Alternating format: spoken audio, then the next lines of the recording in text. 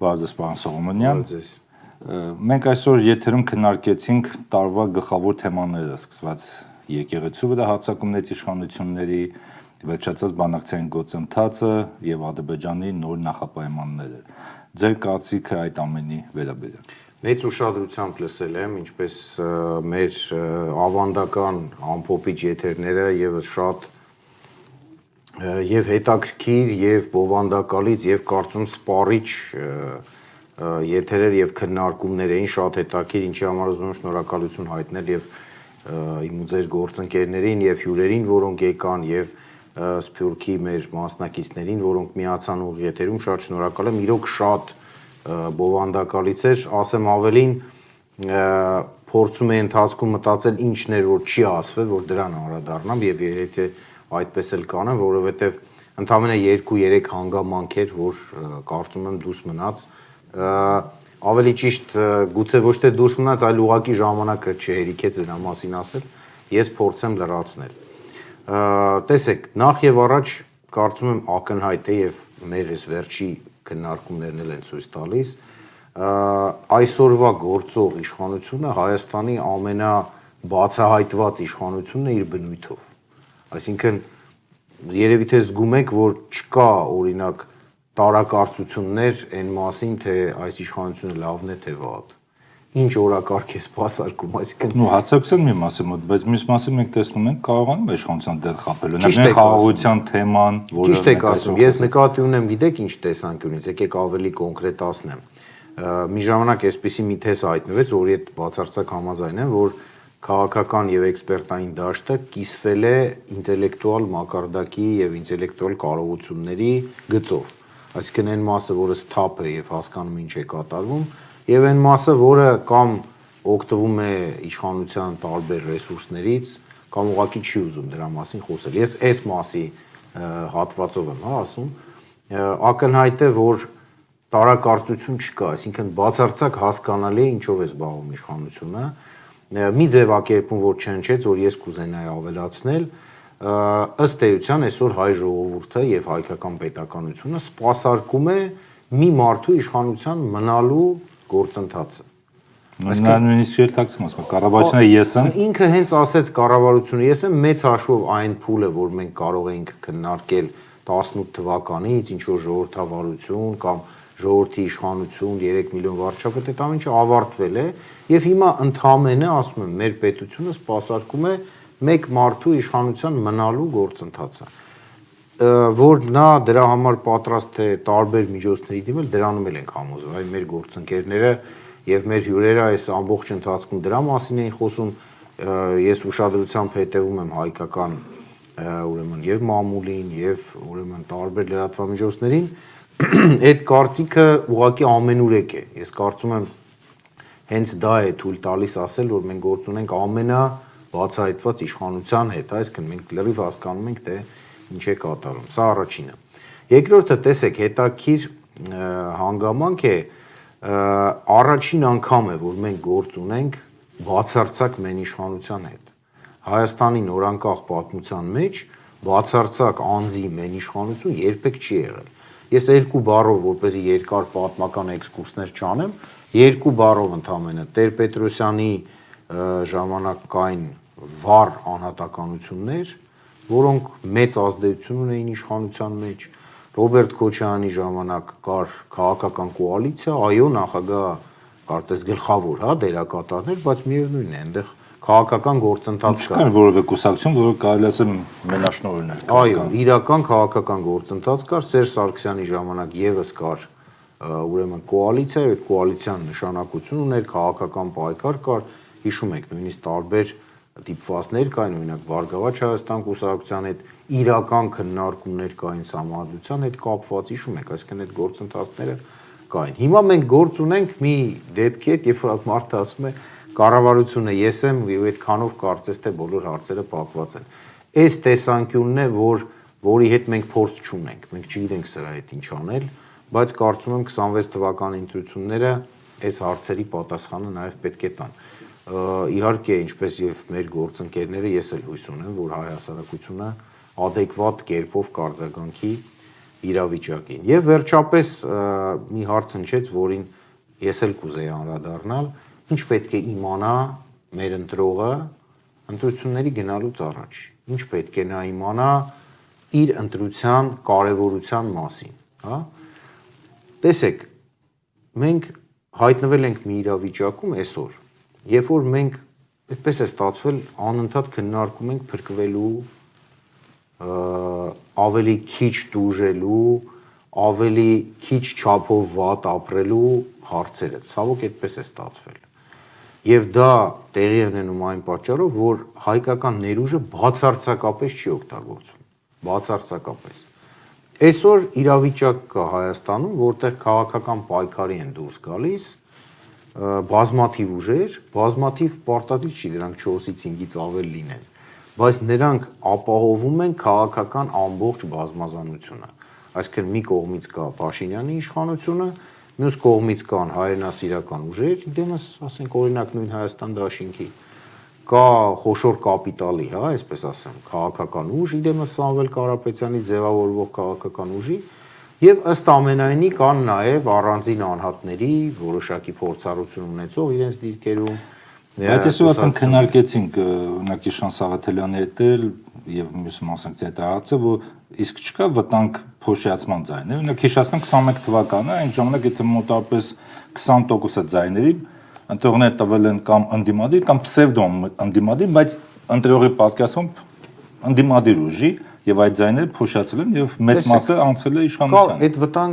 վտանգը կա միշտ, որովհետեւ հայկական իրականության մեջ դուք գիտեք, որ անձնական ամբիցիաները երբեմն ցավոք շատ ավելի բարձր են գնահատվում, քան ընդհանուր նպատակը։ Իհարկե, նման խնդիր կա, ես չեմ կարող դա բացառել, բայց ինչն է կարևոր, տեսեք, համեմատեք 21 թվականի ընտրությունների հետ, որը տարբեր պատճառներով հիմա չեմ ուզում քննարկեմ, վերածվեց հների նորերի պայքարի եւ ընտրությունը ընդամենը 2 բևեռի միջև էր, այսպես ասեմ։ Հիմա այդ իրավիճակը չի, այսինքն զգալի իր վարկը կորցրած եւ իր հեղինակությունը, ռեյտինգը կորցրած իշխանության դեմ հանդես են գալիս այնպիսի տարատեսակ ուժեր, որ այդ իրավիճակը թույլ է տալիս մեր ընտրողին ազատ ընտրություն կատարել։ Ոչ թե գնալ ընտրել, ասել դե գիտես, այսքան էլ սրանց չեմ ուզում, բայց այստեղ էլ ստիպված եմ ոնց որ ընտրում։ Այլ այդ բազմազանությունը բավականին մեծ է։ Այդ բազմազանությունը ես նույնիսկ կանվանեի հարուստ բազմազանություն, որը իդեպ մի քիչ առաջ անցնելով նաև պետք է կանխորոշի Հայաստանի քաղաքական դաշտի ապագան։ Ես կարծում եմ մենք ի վերջո պետք է գանք մի իրավիճակի, որտեղ քաղաքականությունը լինի խոշորացված։ Ես չեմ կարծում, որ մարդ կուսակցությունները կամ փոքր թիմերով առանց ռեսուրսների քաղաքական ուժերը հետագայում կարողանալու են քաղաքական պայքարին լուրջ մասնակցել։ Այդ ժամանակն անցավ, երբ որ կարելի էր շատ փոքր գումարով օգտվելով ուրեմն ազատ այսպես լրատվամիջոցների գոյությունից, ազատ ասածը նկատի ունեմ բազմազան եւ առանց ուղղություն, հա, այսպես ասեմ, լրատվամիջոցների գոյությունից գնալ եւ քաղաքական դաշտում ինչ որ բանի հասնել։ Հիմա դրա հնարավորությունները խիստ սահմանափակ են, այսինքն եւ խնդիրների իմաստով եւ մնացած հարցերի ռեսուրսների իմաստով խաղը բավականին թանկ խաղ է, այսպես ասեմ։ Այնպես որ ես կարծում եմ, որ այս տեսանկյունից կարելի է կիսել մեր առնվազն 2-3 հյուրերի լավատեսությունը այն տեսանկյունից, որ այո, հնարավոր է, որ Հայաստանում 26 թվականին խաղաղ քաղաքական ճանապարհով իշխանափոխություն տեղի ունենա։ Արտաքին գործոնի մասն եմ խոսում, մենք արդեն այսօր շատ խոսեցինք այդ Եվրոպական միության աջակցությունը, որ փաստացի բռնապետություն է ստեղծում, բայց մի շատ կարևոր գործոն կա, որի մասին դեռ քիչ են խոսում Հայաստանում։ Մենք տեսնում ենք, որ Ռուսաստան-ԱՄՆ հարաբերությունները, բանակցությունները Ուկրաինայի շուրջ, ըստ շատ փորձագետների երևի 2026-ին այսպես թե այնպես պատասխան է դա եւ մոտ են կողմերը, դա ինչպես կարող է անդրադառնալ մեր ընտրությունների վրա։ Տեսեք, ամեն դեպքում հարավային Կովկասի տարածաշրջանը ռուսական ազդեցության ներքո է շարունակելու մնալ։ Ես սրա մեջ ոչ մի կասկած չունեմ։ Այսինքն եկեք մի պահ ուղղակի քննարկենք, եթե ռուսական պետությունը պատրաստ է իր աշխարհակաղակական շահերը պաշտպանելու համար պատերազմ վարել ամբողջ արևմուտքի հետ ըստ էության, ապա ես չեմ կարողանում հասկանալ ինչի այդ նույն պետությունը նույն ղեկավարությամբ պատրաստ չէ պաշտպանել իր շահերը Հարավային Կովկասում, Հայաստանում եւ ընդհանրապես այդ տարածաշրջանում։ Այնպես որ անկախ նրանից Միացյալ Նահանգների ու Ռուսաստանի հարաբերությունները ինչպիսին կլինեն, հաշվի առնելով նաեւ նահանգների նոր դոկտրինը արտաքին քաղաքական, ոչ մի պատճառ չունի Մոսկվան հրաժարվելու իր շահերից Հարավային Կովկասում։ Ինչ արագությամբ նա կպաշտպանի այդ շահերը, ինչ ձևերով կպաշտպանի այդ շահերը, ժամանակակից աշխարհի պայմաններում հնարավոր չէ կանխատեսել։ Այսինքն մենք հիմա կարող է ոչ մի քայլ չենք տեսնում, ընդհանրապես զգույշ հայտարարություններ ենք տեսնում։ Օրինակ, չգիտեմ, նկատեցիք թե չէ, Ռուսաստանի արտգործնախարարությունը, այսինքն դուք դրա մասին խոսել եք եթերում, Ռուսաստանի արտգործնախարարությունը երկար տևական, ուրեմն դադարից հետո շատ կոնկրետ հայտարարություն արեց եւ Սամվել Կարապետյանի հետ կապված, որը ապօրինի կալանավորված է 6 ամսից առաջ եւ ըստ էության քաղաքապետարյալ է փաստորեն եկեղեցուն պաշտպանելու համար կալանավորել են մի նախադասության համար եւ ուրեմն բիզնեսի հետ խլման հետ կապված, հեծի հետ կապված, ընդհանրապես հակառուսական այդ հիստերիայի հետ կապված եւ Ռուսաստանի դեսպանը Հայաստանում, որը գիտենք, որ աչքի չի ընկնում, հա, այսպես սուր հայտարարություններով, իր վերջին հայտարարությունը այն մասին էր, որ Թրամփի ուղին կարող է խոչընդոտել Հայաստանի անդամակցությանը ԵԱՏՄ-ում, այդտեղից բխող տնտեսական հետևանքներով։ Այսինքն, այստեղ կա իրավիճակ, որտեղ երրորդ կողմի գործոնը կարող է ոչ մի նշանակություն չունենալ, քանի որ գործ ունենք կոնկրետ գերտերության սեփական դիրքերը պաշտպանելու գործողությունների հետ։ Իմ տպավորությամբ այդ գործողությունները այս կամ այն ձևով լինելու են ուղիղ համեմատական նրան, թե որքան ազատ է մնալու Հայաստանի ժողովուրդը իր արտաքին քաղաքական վեկտորը որոշելու պարագայում։ Իմ տպավորությամբ, նորից եմ ասում, չեմ կարծում, որ մի պետություն, որը պատրաստ էր պատերազմով պաշտպանել իր դիրքերը տարածաշրջանում, չգիտես ինչու միամիտ որոշի, որ մյուս երկրում այդ դիրքերը այդքան էլ կարևոր չի եւ հանձնի։ Հաշվի առնելով Ադրբեջանի հետ հատուկ հարաբերությունները, հաշվի առնելով Վրաստանի հետ կարգավորվող, բայց միևնույն է բարդ մնացող հարաբերությունները եւ այլն, այստեղ շատ են հանգամանքները, չէ ուզի մեր հերոստատիտողին ծանրաբեռնել։ Պարոն Սողոմոնյան, նաև ուզում եմ ձեզ հարցնել Alpha-News-ի մասին։ Մյուս տարին ընտրություններն են լինելու հունիսի 7-ին։ Ինչպես է Alpha-News-ը աշխատելու։ Ինչ ծրագրեր կան եւ կարևոր հարց է, անպայման կանրադառնամ, ուղղակի մի հանգամանք, որ քաղաքական մասով ես կուզեի նաև եւս այդ հարցին անդրադառնալ, ինչը չի հնչել այսօր մեր եթերում ու կանցնեմ Alpha-ին անպայման։ Տեսեք, կյանքը ցույց տվեց, որ այս սահմանադրությունը, որով մենք հիմա ապրում ենք Հայաստանի Հանրապետությունում, ծնեց միապետություն։ Դրա վտանգները եւ անպատասխանատվություն։ Դրա վտանգները կանխատեսվում էին եւ կային, բայց գործնականում դա չէր երևում։ Օրինակ ես հիշում եմ, երբ որ կարդացել եմ առաջի անգամ, որ գոյություն է ունենալու ազգային անվտանգության ծառայություն, վարչապետին կից ազգային անվտանգության ծառայություն, մենք միանգամից հարցեր առաջացին, ինչ անձին կից անվտանգության ծառայությունը որն է, այսինչ երկիր, էլի, այսինքն այսինչ պետական կառուցվածք է։ Եվ բազմաթիվ այդպիսի մտավախություններ կային, շատերն են այդ մտավախությունները հայտնել եւ դրանք ցավոք սրտի իրականացան։ Հիմա ես կարծում եմ, իհարկե ինքս քաղաքական գործիչ չեմ եւ չեմ կարող ոնց որ ես այդ օրակարգը բերել, բայց կարծում եմ, որ ընդդիմությունը իր օրակարգում նաեւ սահմանադրության փոփոխության հարցը հանգիստ կարող է ներառել։ Միջազգային փորձ կա ոչ թե նոր սահմանադրական փոփոխություններ բերել սկզբունքորեն նոր, այլ վերադառնալ որոշ ուրեմն խմբագրության, հա, սահմանադրության։ Ես օրինակ, եթե ենթադրենք ես որոշելու լինեի կամ ես այդ օրակարգը բերելու լինեի, կառաջարկեի վերադառնալ 2005 թվականի սահմանադրությանը։ Ինչու՞, որովհետև երկար սահմանադրագետ չեմ ու երկար էլ չեմ ուզում պատմել, կյանքը ցույց տվեց դա այն բալանսավորված մեխանիզմներ իշխանությունների ճյուղերի միջև, որտեղ կար ոչ թե մեկ պաշտոնյա, որին կից կային պետական ինստիտուտներ, այլ կային երկու ուժեղ պաշտոնյաներ, հանրապետության նախագահան, որը ուներ առաջնային մանդատ, եւ հանրապետության վարչապետը, որը գործադիր իշխանության բացարձակ ղեկավարն էր, ըստ այդ համանդության, եւ կար նաեւ առաջնային մանդատ ունեցող երկրորդ ինստիտուտ ազգային ժողովը։ Եվ ահա այս պայմաններում իմ կարծիքով մենք կկարողանանք հայկական ներուժը մաքսիմալ օգտագործել, եւ Սփյուռքի ներուժը, եւ կուսակցությունների ներուժը, որոնց թիվը գնալով կրճատվելու է, եւ մասնագետների ներուժը, որոնք ապրում են Հայաստանում, մենք շատ տաղանդավոր մարդիկ ունենք։ Ես հաճախ այդ հարցն եմ տալիս, ասում եմ՝ լավ ժողովուրդ, ենթադրենք այս իշխանությունը ենթադրենք ինչ որ ճանապարհով լավն է, մի հոգու իշխանություն է։ Քանի տաղանդավոր հայ կա, քանի լավ կառավարիչ հայ կա, քանի հարուստ հայ կա, քանի հայ կա, որը հռչակ ունի աշխարհով մեկ։ Ինչու մենք այդ մարդկանց ներուժը չենք օգտագործում, այլ ըստ էության մեր պետությունը անում է հակառակը, այդ հայերից ով կասկածի տակ է դնում այդ մեկ մարդու իշխանությունը, միանգամից կամ Ընդհանրապես Նիկոլ Փաշինյանը առաջարկում է սահմանափակվել այդ 28000 քառակուսի կիլոմետրով։ Այսինքն այս իրավիճակում ենք մենք հայտնում, այնպես որ ես կարծում եմ սահմանադրական փոփոխությունները ոչ թե պետք է լինեն Հայաստանում դառնան օրակարգ Ադրբեջանի պահանջով կամ Թուրքիայի։ Ես կարծում եմ, որ հակընդդեմ առաջարկ կարող է լինել ընդդիմության կողմից, եւ դա կարելի է ընդգրկել քաղաքական ծրագրերում վերադարձը 2005 թվականի սահմանադրության,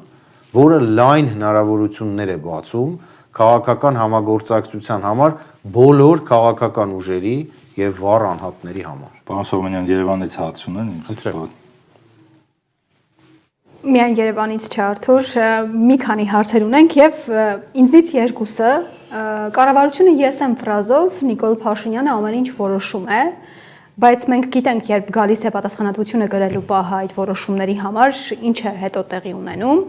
Հիմա հարցս առաջին հետևյալն է, ով է կրելու Փաշինյանի այս որոշումների, ընթացիկ որոշումների պատասխանատվությունը, եւ երկրորդը ինչ է լինելու տարածաշրջանում թուրքական հավակնությունների հետ։ Ստացվում է, որ Փաշինյանը տարածաշրջան բերում է ռուս-թուրքական պատերազմ, ընդ որում տարածաշրջան ներառյալ Հայաստանի տարածքը։ Շնորհակալություն հարցի համար, Անջան, տեսեք, մեծ հաշվով ունենք հետևյալ իրավիճակը, պատասխանելով առաջին հարցին։ Մենք այդ իմաստով, այդ ձեր առաջի հարցի համատեքստի իմաստով աշխարհից վատ իմաստով ոչ մի բանով չենք տարբերվում։ Ինչի նկատի ունեմ։ Աշխարհում հաղթարշավ ապրող քաղաքական պոպուլիստները սովորաբար հանդես են գալիս շատ հետաքրքիր հիբրիդային դիրքից, ինչը դիտվում է նաև մեր մոտ։ Իշխանության հիմնական կրողը միաժամանակ հանդես է գալիս ընդդիմության դիրքերից։ Այսինքն կարծես թե ինքը իշխանություն է եւ պետք է պատասխանատու լինի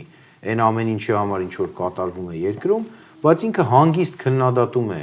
այլ իշխանական ինստիտուտների գործընթացը, կարծես թե ինքը չի այն մարդը, որ պետք է դրան հետևի։ Չկասկածեք, որ երբ գա պահը, ինքը հանգիստ մեղադրելու է արտգործ նախարարին սխալ զեկուցելու համար, անվտանգության խորհրդի քարտուղարին, հիմա նորաստեղծ արտաքին հետախուզության եւ հակահետախուզության մարմիններին իրեն սխալ զեկուցելու համար, այնպես որ կարող եմ երաշխավորել, որ այդ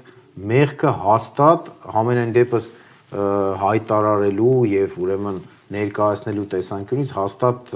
գործող վարչապետը իր վրա չի վերցնելու, դե հետո արդեն ըստ քաղաքական իրավիճակի ով կկրի այդ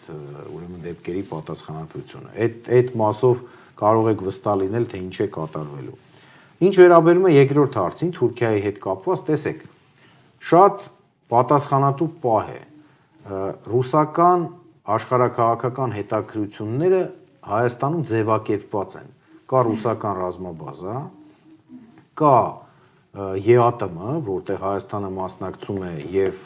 տնտեսական օգուտներ է ստանում, ուրեմն կա ՀԱՊԿ, որին Հայաստանի անդամակցությունը սառեցված է, բայց այնուամենայնիվ դադարեցված չէ։ Եվ այդ հետաքրքրությունները ձևակերպված են, նրանք անհամատեղելի են այս պահին Թուրքիայի շահերի հետ։ Թուրքիայի աշխարհաքաղաքական նկրտումների հետ դրանք անհամատեղելի են եւ հենց դա է պատճառը, որ Փաշինյանը կարմիր գծերը այդ տեսանկյունից չի անցնում կամ եկեք ավելի կտրուկ ձևակերպում տամ, ուրեմն թելերը չի կտրում, այսինքն տեղ է մնում այդ ասելու համար, որ չէ, գիտեք, ես իրականում այդ տեսեք Արարատ Միրզոյանն ասում եմ, մենք չենք քշում Ռուսաստանին։ Մենք չենք ուզում նրան դուրս թողել, այսինքն նրանք տեղ ունեն դա ասելու։ Հիմա մենք երկու գործընթացի հետ կարող ենք գործ ունենալ այ մոտակա 4-5 ամսում։ Գործընթաց առաջին, որին ես չեմ հավատում, Ռուսաստանը ինչ-ինչ պատճառներով վերաձևակերպում է իր հետաքրությունները մեր տարածաշրջանում, Հայաստանից դուրս է գալիս եւ քանի որ սուրբ տեղը դադարք չի մնում, իսկ տարածաշրջանում երկրորդ ամենահզոր խաղացողը այսօր Թուրքիան է, Թուրքիան այդ բոլոր դիրքերը գրավում է։ Սա սցենար 1, որը համարում եմ քիչ հավանական, բայց գուցե որոշ ուժերի համար բաղձալի։ Սցենար 2, Ռուսաստանը պնդում է իր աշխարհակաղակական դիրքերը եւ դրա դրսեւորումները սկսում են երևալ տարբեր կերպ, ես չեմ ուզում հիմա կանխատեսել։ Եվ շարունակում է պահպանել իր ազդեցությունը, իսկ հին հայկական ասացվածքի համաձայն երկու գլուխ մի կաթսայում չի եփվում, այսինքն ես չեմ կարծում, որ այդտեղ կարող է աշխարհակաղակական գերտերությունների համակեցություն լինել։ Ես նման դեպք չգիտեմ Հարավային Կովկասում միշտ ուրեմն կամ մեկն է եղել կամ մյուսը եւ դրանք փոխարինել են իրար, բայց երբեք այդ համակեցությունը չի եղել։ Այնպես որ Անի ջան, կարծում եմ այսպիսի զարգացումների ականատեսն ենք լինելու եւ բավականին հետաքրքիր մեզ համար շատ դրամատիկ ժամանակներ են, բայց նաեւ որպես քաղաքագետ եմ ասում, հետաքրքիր շրջան է բավականին։ Հիմա Բենյամինն է։ Պարոն Սողոմոնյան, կուզենայի հետևյալ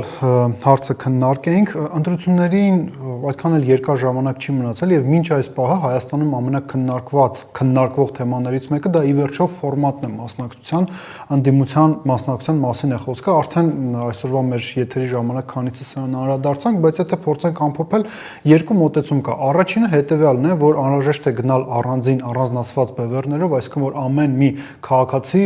պարզ, այսպես ձևակերպենք, քաղաքական մենյուից ընտրելու հնարավորություն ունենա եւ հետագայում արդեն քաղաքական ուժերը միավորվեն եւ ձևավորեն փաստացի համերաշխության կառավարություն։ Եվ երկրորդ մոտեցումը հետեւյալն է եւ որպես օրինակ վերում են Վրաստանում տեղի ունեցած իրադարձությունները, վրացական երազանքի հաղթարշավը եւ նշում են հետեւյալը, որ Վրաստանում, երբ որ Սահակաշվիլին գահանկեց այն անուն ընտրություններով, երբ որ կար իշխանություն եւ ընդդիմության կարևորագույն այդ մեծ բևեռը, ձայները ավելի քան 95%, եթե չեմ սխալվում, բաժանվեց Սահակաշվիլու եւ Իվանիշվիլու քաղաքական ուժերի միջեւ եւ նշում են, որ ի վերջո դա է ճիշտ տարբերակը, դա է ճիշտ մոտեցումը ընտրություններին մասնակցելու։ Պարոն Սողոմոնյան, ի վերջո օպտիմալ տարբերակը Հայաստանում Որն է այն տարբերակը, որը թույլ կտա հասնել քաղաքական փոփոխությունների, անցնցում քաղաքական փոփոխությունների։ Շնորհակալություն։ Իրոք հիմնական հարցերից մեկն է, որը այսօր կա, իրականում տեսեք ինչ իրավիճակ է։ Մենք հիմա արհեստական, պատկերացրեք, որ մենք ենք հիմա որոշում, հա, ինչպես անենք, մենք արհեստական որոշում կկայացնենք հիմա, եթե ուրեմն ասենք, որ սա արդյունավետ է, սա չէ, ինչու։ Որովհետև խոսքը գնում է կենթանի ուժերի մասին, կենթանի գործընթացի մեջ, եւ եթե որոշ ուժեր, ամենախոշորները, արդեն ապացուցել են իրենց կյանքի իրավունքը, այսպես ասեմ, եւ իշխանության մրցակից լինելու, ապագա իշխանության կրող լինելու իրավունքը ապացուցել են տարբեր ճանապարհներով, ապա կան դերակատարներ, որոնք դա դեռ չեն արել, նրանք ընդամենը արել են մի քանի հայտարարություն, ունեն պայմանական եմ ասում առանց որևէ մեկին վիրավորելու ցանկությամբ ամենևին ձմեռ պապու ռեյտինգ ունեն, այսինքն բարի բաներ են միայն խոսել եւ այդ բարի բաների շնորհիվ մարդիկ ասում են, հա, կարծես թե լավ մարդ է, բայց այդ մարդը երբ որ սկսի կոնկրետ դիրքորոշումներ հայտնել, կոնկրետ ուրեմն իրադարձությունների կամ երևույթների շուրջ, այդ ռեյտինգները փոխվելու են, հակա ռեյտինգի առաջանալու, ինչպես դա լինում է քաղաքականության մեջ։ Այսինքն կան ուժեր, որոնք դեռ այդ ճանապարհը չեն անցել, նրանք դեռ չեն անցել հավակնորդների մրցաշարը,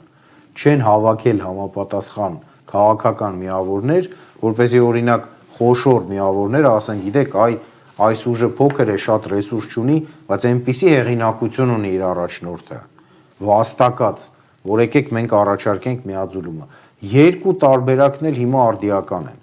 Այդ դժվար ու ճակատագրական որոշումը իմ տպավորությամբ կայացվելու է վերջի պահին, այսինքն երբ որ արդեն պետք է հստակ որոշել, որ, չգիտեմ, 4 օր հետո կամ 5 օր հետո այդ ցուցակները պետք է ձևակերպվեն, այդ ժամանակ ես կարծում եմ։ Այնպես որ մենք հիմա անցնում ենք նաև մի ճանապարհ, որը մեծ նշանակություն է ունենալու, ես անդադ ուզում եմ դա շեշտել, որտեղ մենք դրա մասին պետք է շատ մտածենք, մեծ նշանակություն է ունենալու Հայաստանի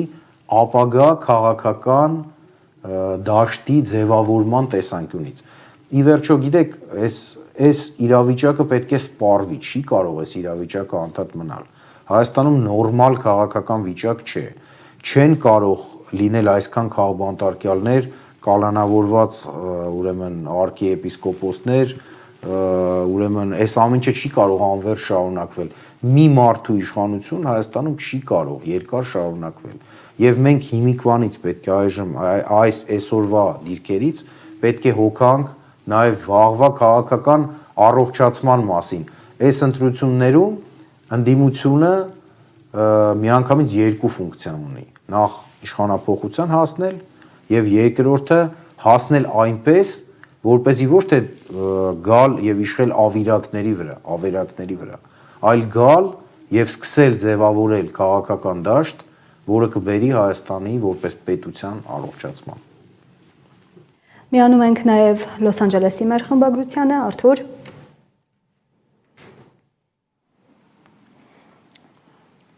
Շնորհակալություն, հարցս Սփյուռքին է վերաբերում, պարոն Սողոմոնյան, մի թեթև խոսեցիք այդ մասին, որ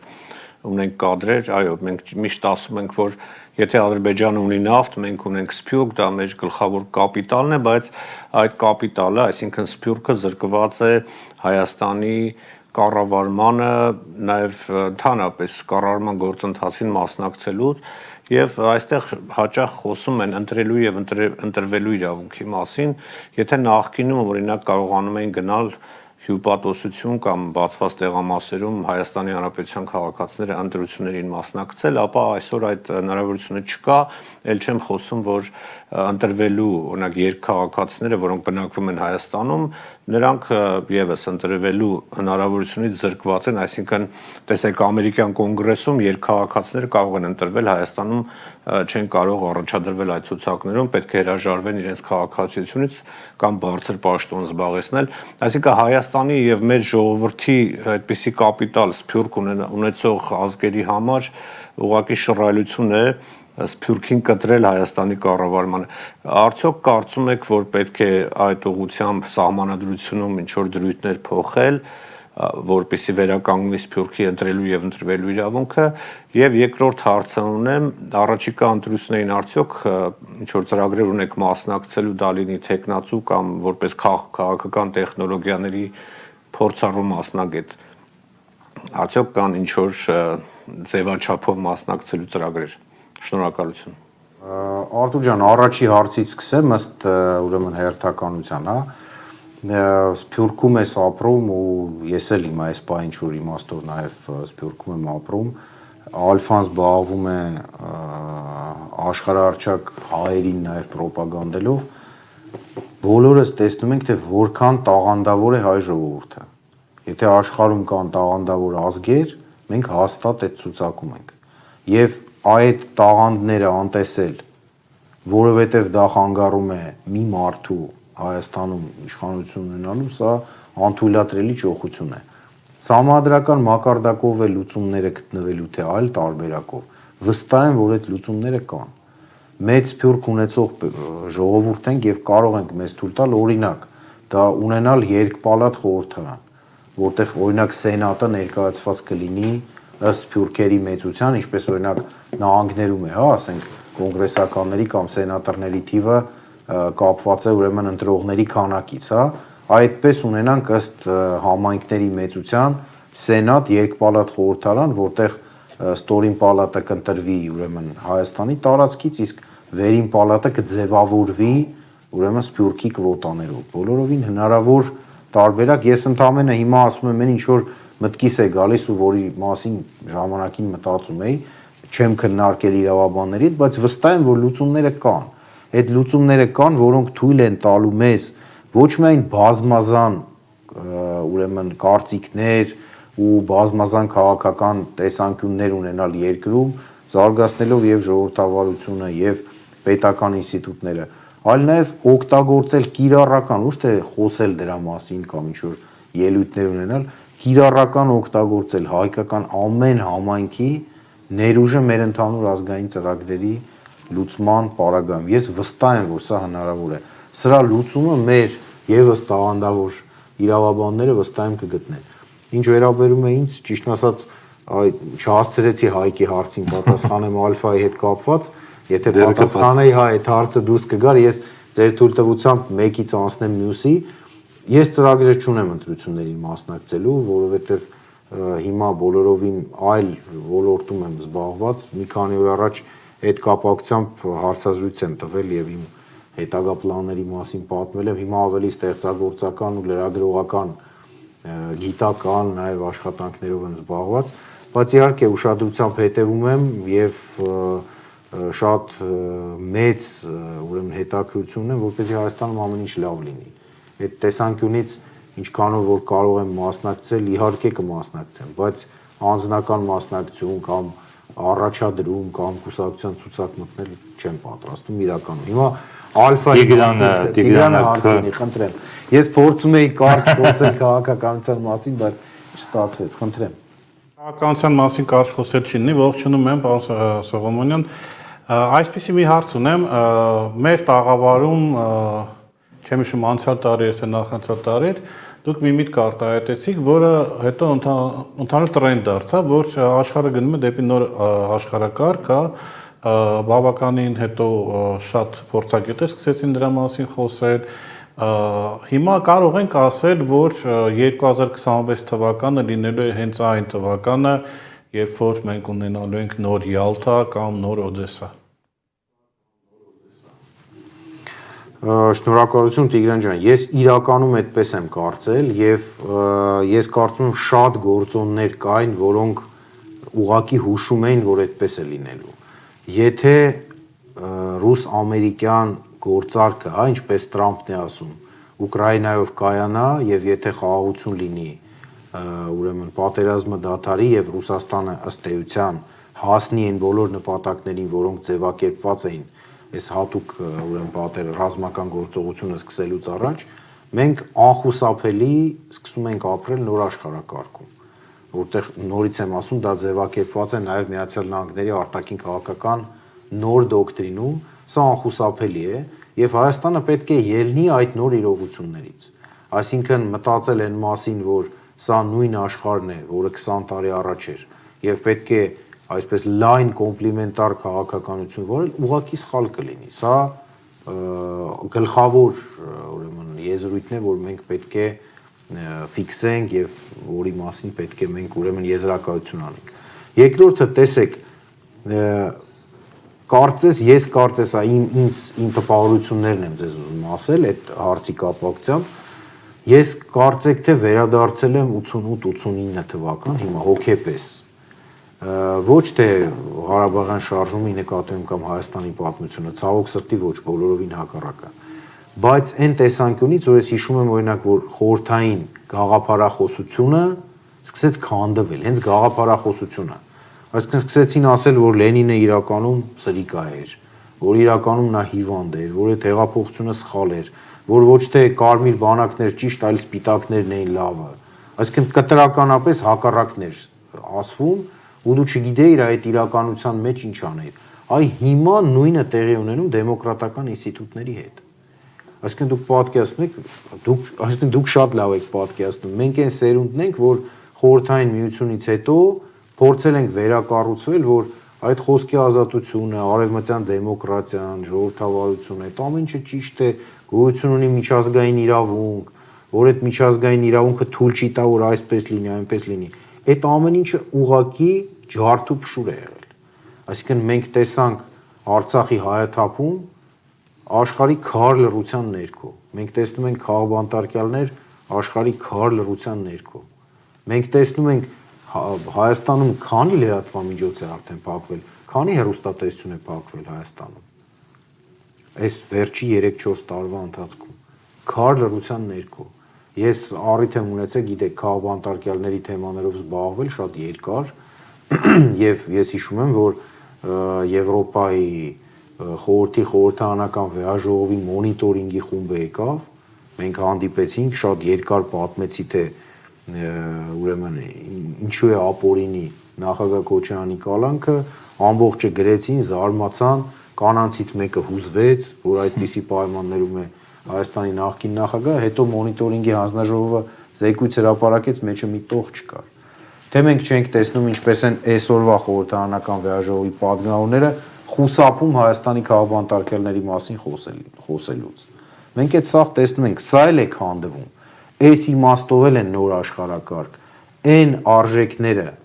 ցավոք, որոնք իրոք համամարտկային արժեքներ էին եւ պետք է կիրառվեին որպես գործիքներ, այլևս գոյություն չունեն։ Հիմա դա պետք է նորից անել, զրոյից անել։ Գուցե պետք է ազգային մոդելներ գտնել ժողովրդավարության։